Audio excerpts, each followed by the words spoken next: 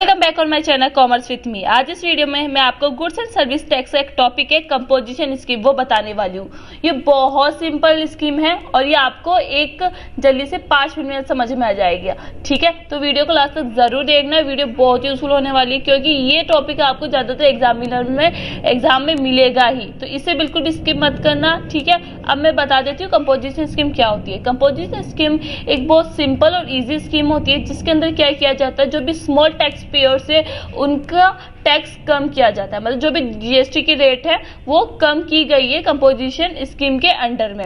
ऐसा क्यों किया गया है? क्योंकि वो क्या होते हैं, स्मॉल बिजनेसमैन होते हैं, वो क्या करते हैं, बिजनेस को ग्रो करते हैं। अगर उनके ऊपर ज्यादा जीएसटी की रेट लगाएंगे तो वो ग्रो नहीं कर पाएंगे, मार्केट में कॉम्पीट नहीं कर पाएंगे कॉम्पिटिटर से। इसलिए उनको ग्रो करवाने के लिए उनके ऊपर ज्यादा बर्डन नहीं आए तो उनके लिए क्या किया गया है, जीएसटी की जो रेट है 5% से कितनी कर दी गई, 1% कर दी गई। ठीक है, ये स्कीम के अंडर में आता है। मतलब ये स्कीम यही बताती है कि जो स्मॉल बिजनेसमैन है उनका क्या कर दिया गया है, जीएसटी की रेट कम कर दी गई है, 1% तक कर दी गई, जिससे क्या हो सके, उनके ऊपर इतना बर्डन ना हो, इतनी फॉर्मेलिटीज नहीं करनी पड़े उन्हें जीएसटी फिल करने के लिए। ठीक है, अब इसे अपन एक्सप्लेन करते हैं, इजीली समझते हैं। पहला पॉइंट बोल रहा है, composition scheme is a simple and easy scheme under GST for tax payer. जो कंपोजिशन स्कीम है वो क्या है, बहुत सिंपल और इजी स्कीम है जीएसटी के लिए। Composition scheme is to minimize the burden of compliance for small tax payer. जो भी स्मॉल टैक्स पेयर्स है उनके बर्डन को कम करने के लिए ये कंपोजिशन स्कीम आई है। ठीक है, थर्ड क्या है, small tax payers can get rid of tedious GST formality. जो मतलब जो स्मॉल टैक्स पेयर्स है उनकी जीएसटी की फॉर्मेलिटीज भी बहुत कम हो गई है। एंड पे GST at a fix rate of turnover, और उन्हें क्या करना पड़ता है, टर्नओवर के ऊपर जीएसटी रेट दी गई है, मतलब फिक्स रेट फिक्स कर दी गई है टर्नओवर के ऊपर। ठीक है, 3 पॉइंट बताए। पहला क्या बताइए, बहुत सिंपल और इजी स्कीम होती है। दूसरा बताए, बर्डन कम करने के लिए, स्मॉल टैक्स पेयर का बर्डन कम करने के लिए कंपोजिशन स्कीम को लाया गया है। तीसरा है कि उनके अंदर क्या हो चुका है कि जीएसटी की बहुत सारी फॉर्मेलिटीज बहुत हद तक कम हो चुकी है और उन्हें एक फिक्स रेट के ऊपर, क्या है कि टर्नओवर के ऊपर फिक्स रेट पर जीएसटी उन्हें पे करनी पड़ती है। ठीक है, इसके फीचर्स देखते हैं। फीचर्स है small tax pair. Small tax pair का मतलब इनके अंदर क्या होता है, कंपोजिशन स्कीम के अंदर स्मॉल टैक्स पेयर्स होते हैं। ठीक है, उनके ऊपर ही एप्लीकेबल होता है कंपोजिशन स्कीम। दूसरा है लेस टैक्स रेट।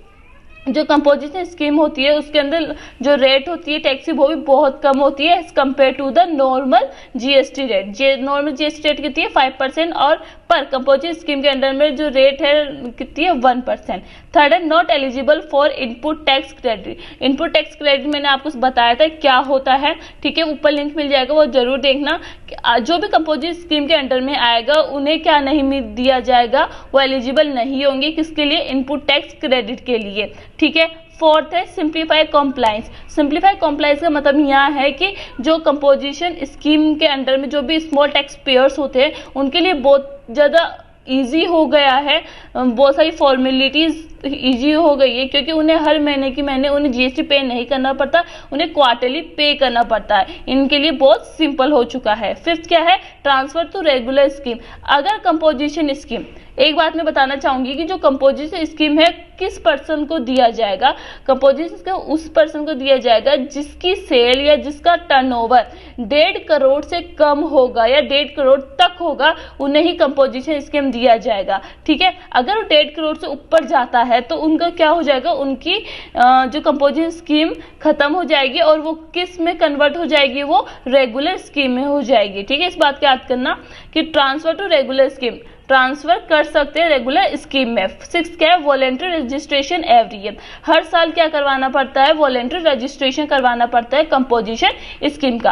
अब तक समझ में आ गया? अभी तक क्या पढ़ा अपन ने ये पढ़ा कि ये बहुत सिंपल और इजी स्कीम होती है। स्मॉल टैक्स पेयर्स का बर्डन कम करने के लिए क्या किया गया है, टैक्स रेट को कम किया गया है, बहुत सारी फॉर्मेलिटीज कम हो चुकी है और एक फिक्स रेट ऑफ टर्नओवर के ऊपर एक फिक्स रेट पर जीएसटी ने दी जाती है। और उसके अंदर कौन कौन से फीचर्स है कि स्मॉल टैक्स पेयर्स होते हैं, जो रेट होती है बहुत कम होती है, इनपुट टैक्स क्रेडिट नहीं दिया जाता। सिंप्लीफाई कॉम्प्लायंस हो चुका है, रेगुलर स्कीम में कन्वर्ट कर सकते हो जब आप क्या कर लो, एग्रीगेट टर्नओवर एक्सीड कर जाते हो 1.5 करोड़ के ऊपर। मतलब अगर 1.5 करोड़ से ज्यादा सेल करते हो तो आपकी स्कीम किसमें कन्वर्ट हो जाएगी, रेगुलर स्कीम में कन्वर्ट हो जाएगी। सिक्स्थ है कि वॉलंटरी रजिस्ट्रेशन होता है एवरी ईयर।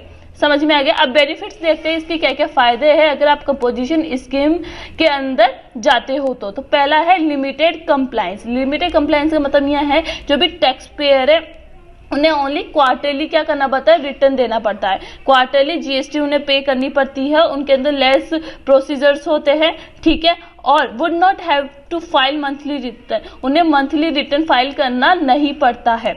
समझ में आ गया। लिमिटेड बहुत इजी हो चुका है स्मॉल टैक्स पेयर के ऊपर, क्योंकि अब वो क्या कर सकते हैं, अपने बिजनेस के ऊपर फोकस कर सकते हैं, ठीक है। सेकंड क्या है, limited tax liability. Tax rate है वो क्या है, बहुत कम है, ठीक है। दूसरा बेनिफिट इसका ये है हाई लिक्विडिटी। हाई लिक्विडिटी का मतलब क्या है, अगर वो टैक्स कम देंगे तो क्या होगा, टैक्स कम देंगे तो क्या होगा बताओ, उनके पास फंड अराइज होंगे, उनके पास पैसा ज्यादा रहेगा, तो इजीली वो क्या कर सकते हैं, उस पैसे को अपने बिजनेस में लगा सकते हैं। तो high liquidity, high fund available in the business. Fourth क्या है, small business can work smoothly. जो स्मूथ बिजनेसमैन है वो क्या कर सकते हैं अपने बिजनेस।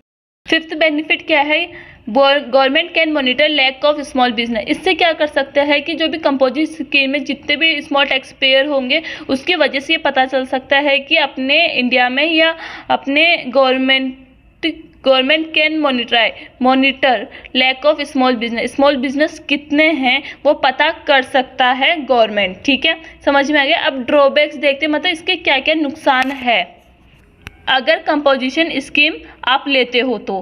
पहला है लिमिटेड टेरिटरी फॉर बिजनेस। अब एक बात का ध्यान रखना कि जो कंपोजिशन स्कीम है आप अपनी स्टेट के अंदर ही कर सकते हो। आप अगर दूसरी स्टेट के अंदर आप सेल करते हो, सप्लाई करते हो गुड को, तब आपको कंपोजिशन स्कीम नहीं दी जाएगी। तो पहला पॉइंट ये बोल रहा है कि लिमिटेड टेरिटरी फॉर बिजनेस। आप बिजनेस करने के लिए आपको एक लिमिटेड एरिया ही दिया जाता है, इसके बाहर आप क्या नहीं कर सकते, सप्लाई नहीं कर सकते। ये बहुत ज़्यादा डिसएडवांटेज है कंपोजिशन स्कीम का। सेकंड क्या है, no credit of input tax.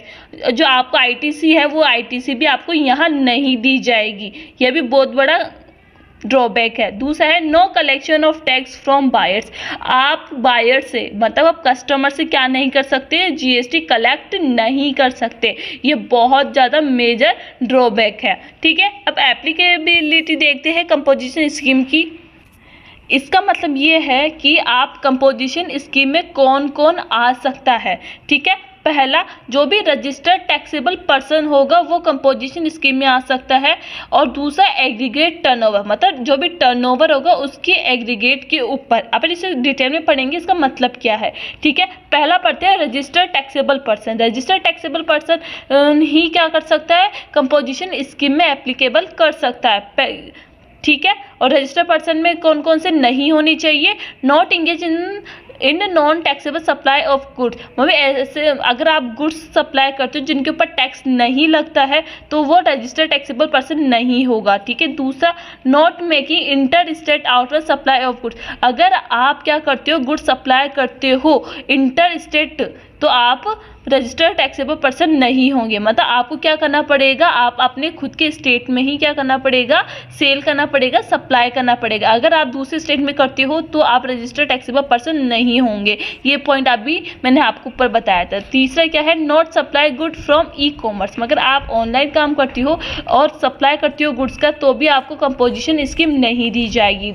ठीक है। फोर्थ क्या है, नॉट मैन्युफैक्चर नोटिफाई गुड। अगर आप मैन्युफैक्चर करते हो कैसे, जैसे पान मसाला, तंबाकू, स्मोकिंग, ठीक है, सिगरेट, अगर आप ऐसे गुड्स बनाते हो तो आपको कंपोजिशन स्कीम नहीं दी जाएगी, ठीक है। इनके अलावा बाकी के जो भी बचते हैं जिनका टर्नओवर 1.5 करोड़ से कम है वो रजिस्टर्ड टैक्सेबल पर्सन में आएगा, ठीक है। रजिस्टर्ड टैक्सेबल पर्सन होना चाहिए जिनके अंदर ये 4 पॉइंट नहीं होनी चाहिए, ठीक है। दूसरा क्या है, एग्रीगेट टर्नओवर। एग्रीगेट टर्नओवर अपन देखते हैं, इसमें मैंने एक चार्ट बनाया जिससे आपको इजीली समझ में आ जाएगा, ठीक है। नेचर ऑफ गुड्स और जीएसटी रेट, जो भी मैन्युफैक्चर होगा उनको कितनी रेट से जीएसटी देनी पड़ेगी, 1% ऑफ टर्नओवर, जो भी टर्नओवर है उसकी 1% के ऊपर, जो भी डीलर है, ट्रेडर है, उनके ऊपर भी क्या 1% ऑफ टैक्सेबल टर्नओवर।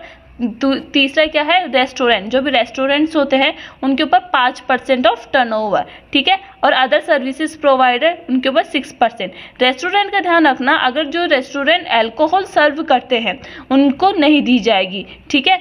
बिना अल्कोहल वाले रेस्टोरेंट के ऊपर क्या होगा, 5% ऑफ टर्नओवर दिया जाएगा, ठीक है। रीजन मतलब कौन कौन से स्टेट कंपोजिशन स्कीम के अंडर में आते हैं, सारे ये जो भी है ऑल स्टेट अदर इंक्लूडिंग, जैसे आसाम, हिमाचल प्रदेश, जम्मू कश्मीर, लद्दाख, सारी स्टेट्स आते हैं, इनके अलावा ये भी आते हैं, ठीक है। और स्पेशल कैटेगरी स्टेट्स भी होती है, जैसे अरुणाचल प्रदेश, मणिपुर, मेघालय, मिजोरम, नागालैंड, सिक्किम, त्रिपुरा, उत्तराखंड, ये वाले सारी स्टेट्स भी आपके यहाँ आते हैं। अब आप ध्यान दीजिए इसमें, अगर आपकी टर्नओवर मतलब आपकी सेल कितनी है, 1.5 करोड़ रुपए है, तो आपकी ये टैक्स रेट फॉलो होगी। अगर आप 75 लाख आपकी सेल है तो भी आपकी ये क्या होगी, फॉलो होगी। ये किसके ऊपर है, टर्नओवर के ऊपर है। अगर आपके पास 80,000 है, 80,000 की आपकी सेल हो रही है तो 80,000 के ऊपर 1%, अगर आप मैन्युफैक्चरर हो तो, डीलर हो तो 1%, अगर रेस्टोरेंट है तो आपका 5% आपका यहाँ लगेगा, ठीक है।